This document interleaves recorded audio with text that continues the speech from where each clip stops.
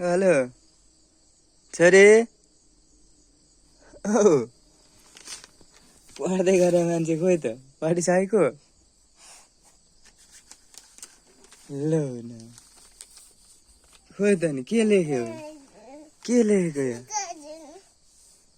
लेख्न आएन ल उठ ल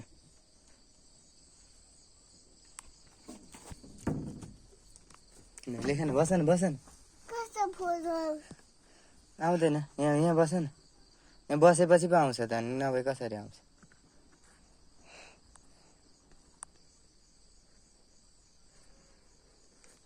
ल के लेखेको थियो भनेर पढेर लेख्ने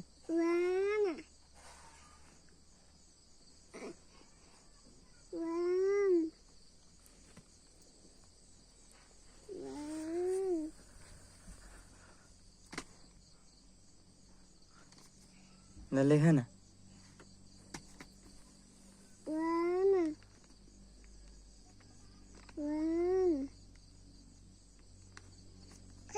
बाबा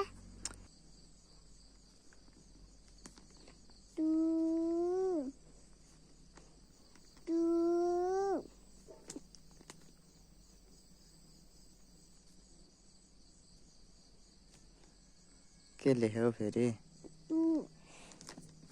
तू पनि लेख्नु